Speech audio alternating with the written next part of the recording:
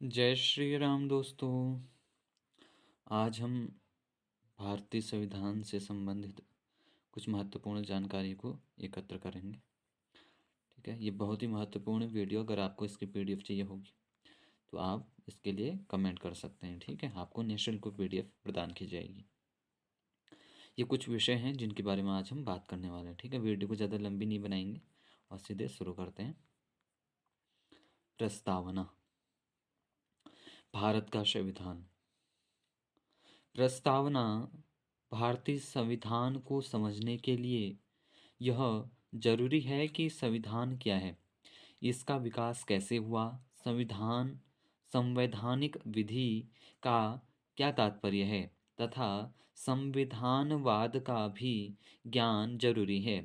किसी भी देश के सुचारुपूर्ण शासन प्रणाली के संचालन हेतु कुछ नियमों कानूनों का होना अनिवार्य होता है या अनिवार्य है, चाहे वह लिखित हो या अलिखित। इकाई के प्रारंभ में आप संविधान क्या है, संवैधानिक विधि, संविधानवाद एवं भारत के संविधान की संक्षिप्त जानकारी इस वीडियो में प्राप्त कर सकेंगे। ठीक है, वही इकाई के उत्तरार्ध में संवैधानिक विकास के इतिहास के अंतर्गत प्राचीन भारत में संवैधानिक शासन प्रणाली तथा औपनिवेशिक शासन काल में संवैधानिक विकास के आप आसानी से समझ सकेंगे। जो संवैधानिक विकास को आप आसानी से समझ पाएंगे औपनिवेशिक शासन काल में। ठीक है, उद्देश्य क्या है? प्रस्तुत इकाई के अध्ययन के उपरांत आप संविधान का अर्थ समझ सकेंगे। ठीक है, संविधानवाद समझ सकेंगे, संवैधानिक विधि समझ सकेंगे, प्राचीन भारतीय संवैधानिक शासन प्रणाली एवं भारतीय गणतंत्र को जान सकेंगे, अंग्रेजों के शासन में कैसे संवैधानिक विकास हुआ इसको समझ सकेंगे, राष्ट्रीय आंदोलन स्वतंत्रता आंदोलन के समय किस प्रकार प्रतिनिधि संस्थाओं की उत्पत्ति हुई जिसका भारतीय संविधान के विकास में महत्वपूर्ण योगदान रहा, इसके बारे में आप जान सकेंगे। भारतीय संविधान, संविधान का तात्पर्य एवं परिभाषा इस वीडियो में हम इसके बारे में जानेंगे। ये आपकी जो राजनीतिक विज्ञान है, ठीक है, कक्षा 11वीं में वहाँ से भी संबंध रखता है। ठीक है, तो हम शुरू करते हैं। हर देश में अलग अलग समूह के लोग रहते हैं, पर दुनिया भर में लोगों के बीच विचारों और हितों में फर्क रहता है। लोकतांत्रिक शासन प्रणाली हो या न हो, पर दुनिया के सभी देशों को ऐसे बुनियादी नियमों की ज़रूरत होती है। यह बात सिर्फ सरकारों पर लागू नहीं होती, हर संगठन के कायदे कानून होते हैं, संविधान होता है। इस तरह आपको या फिर इस तरह आपके इलाके का कोई क्लब हो या सहकारी संगठन या फिर राजनैतिक दल, सभी को एक संविधान की जरूरत होती है। जेलिनेक ने संविधान की अनिवार्यता स्वीकार करते हुए कहा कि संविधानहीन राज्य की कल्पना नहीं की जा सकती। संविधान के अभाव में राज्य राज्य न होकर एक प्रकार की अराजकता होगी। ऑस्टिन के अनुसार संविधान सर्वोच्च शासन के ढांचे को निश्चित करता है।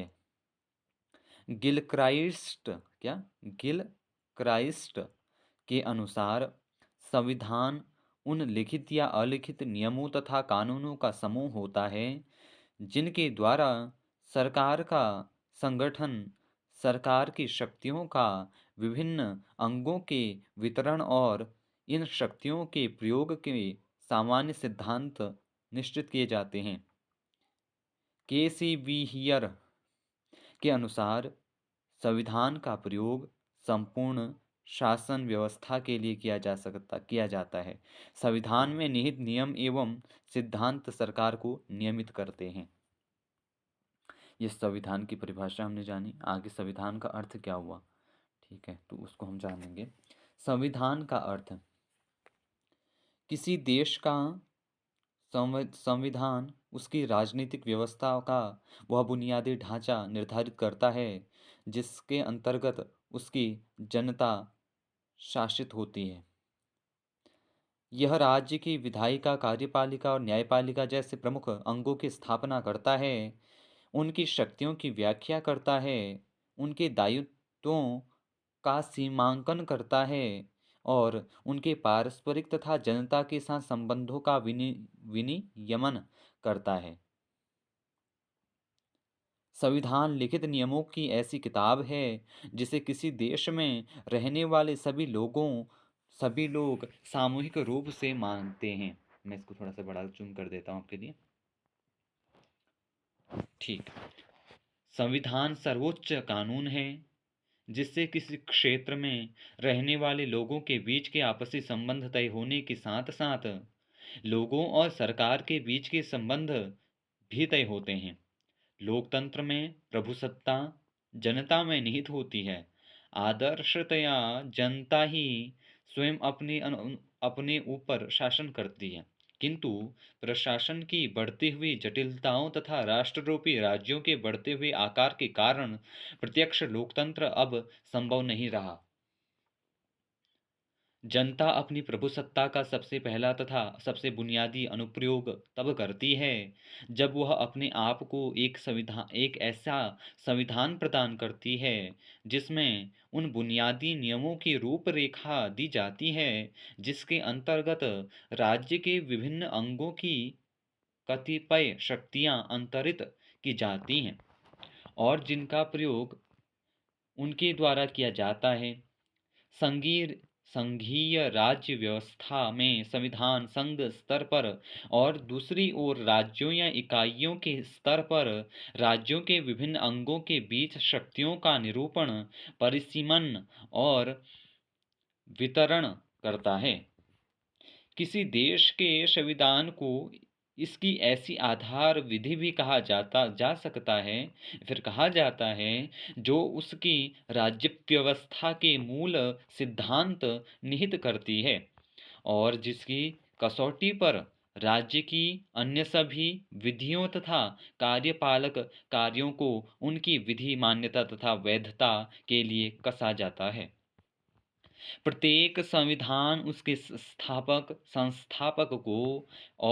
संस्थापक को विशिष्ट सामाजिक, राजनीतिक और आर्थिक प्रकृति, आस्था एवं आकांक्षाओं पर आधारित होता है। संविधान समाज में साथ रह रहे विभिन्न तरह के लोगों के बीच जरूरी भरोसा है और सहयोग विकसित करता है। यह स्पष्ट करता है कि सरकार का गठन कैसे होगा और किसे फैसले लेने का अधिकार होगा तथा यह सरकार के अधिकारों की सीमा तय करता है और हमें बताता है कि नागरिकों के क्या अधिकार हैं। जिन देशों में संविधान है वे सभी लोकतांत्रिक शासन वाले हों यह जरूरी नहीं, लेकिन जिन देशों में लोकतांत्रिक शासन वाले या फिर जिन देशों में लोकतांत्रिक शासन वाले हों यह जरूरी नहीं। कहने का क्या तात्पर्य हुआ?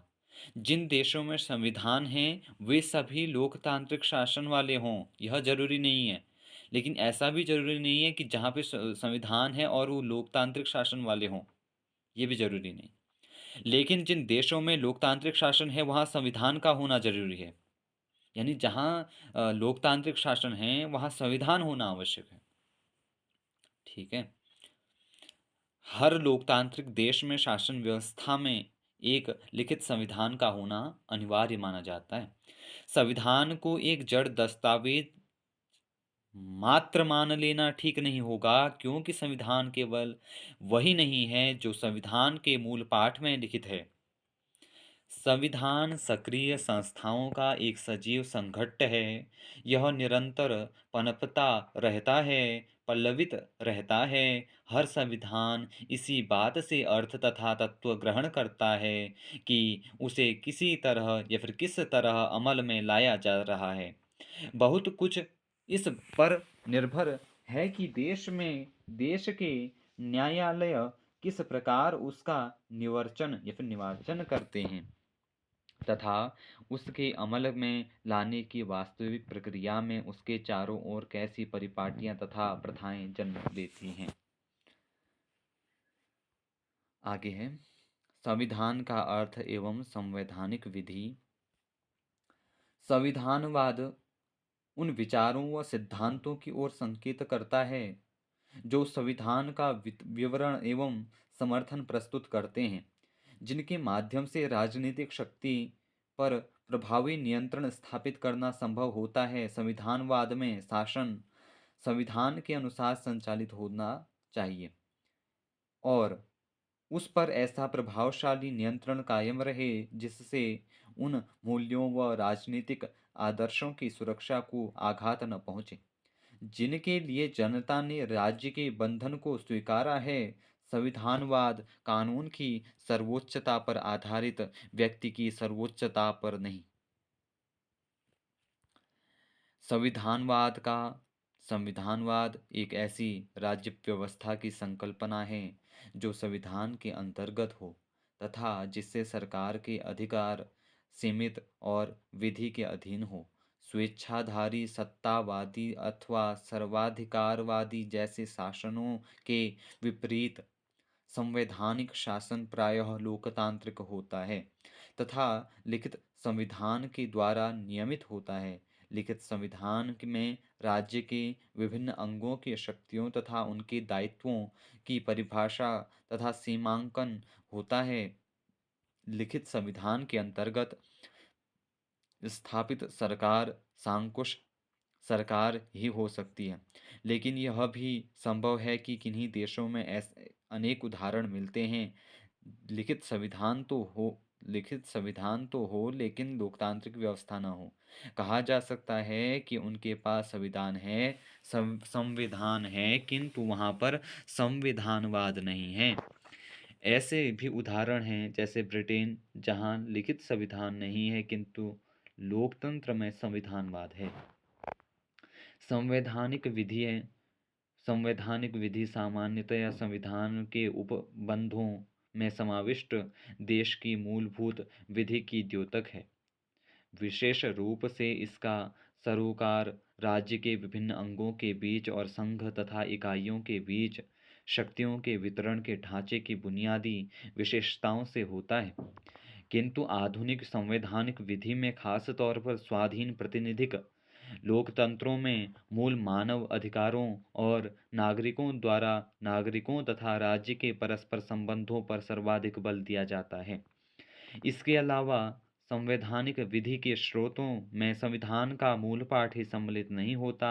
इसमें संवैधानिक निर्णय, जन्म विधि, परिपाटियां और कतिपय संवैधानिक उपबंधों के अंतर्गत बनाए गए अनेक कानून भी सम्मिलित होते हैं। भारत का संविधान।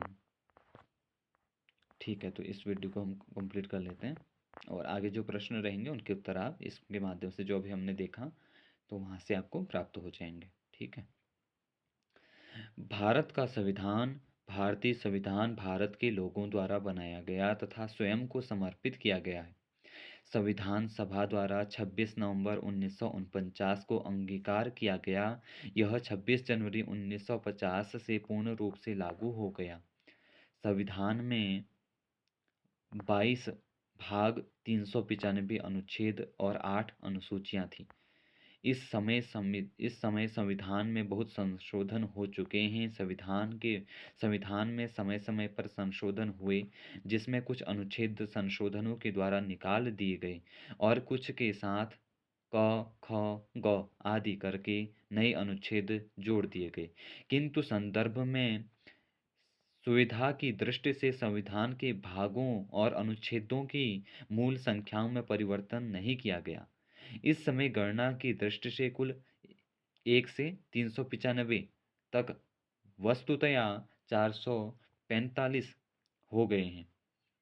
अनुसूचियां 8 से बढ़कर 12 हो गई हैं तथा पिछले 62 सालों में 100 से ज़्यादा संविधान संशोधन विधेयक पारित हो चुके हैं। अब ये कुछ प्रश्न हैं, जैसे संविधान क्या है, संविधानवाद का अर्थ बताइए, संवैधानिक विधि से क्या तात्पर्य है बताइए, और आगे वस्तुनिष्ठ जो प्रश्न है, भारत में सर्वोच्च माना गया है संविधान को कि राष्ट्रपति को, ठीक है, तो या फिर संसद को या फिर न्यायपालिका को, ये आप जवाब दीजिएगा। और भारत के संविधान को किस तिथि को स्वीकार किया गया, 26 जनवरी 1950 को या फिर 26 नवंबर 1949 को, ये भी आप ही क्या करेंगे, इसको हल करेंगे। ठीक है, तो अगले की जो वीडियो रहेगी, अगली जो वीडियो है संविधान का विकास इतिहास, ठीक है, प्राचीन संविधान जो हमारा रहा, औपनिवेशिक काल में संवैधानिक विकास क्या है, ठीक है, और ये कुछ एक्ट हो गए 1858 का जो ये एक्ट रहा, ठीक है, इन वीडियो को हम आगे कंप्लीट करेंगे। ठीक है, अगला लेक्चर आप भाग से देख सकते हैं। ठीक है, 1919 का जो एक्ट था, इसकी क्या खामियां रही, साइमन आयोग, ठीक है, और भी कुछ वीडियो अगर आप देखेंगे वहाँ पर साइमन कमीशन जो राजनीति विज्ञान में जो हम पढ़ते हैं छोटी कक्षाओं में, 11वीं 12वीं 10वीं में, तो उसके बारे में भी आपको जानकारी मिलेगी। ठीक है, अगर ये पीडीएफ आपको चाहिए तो आप कमेंट कर सकते हैं, मैं आपको भेज दूंगा, निःशुल्क है। ठीक है, इसी प्रकार की वीडियो देखने के लिए चैनल को सब्सक्राइब करें। जय श्री राम सभी को।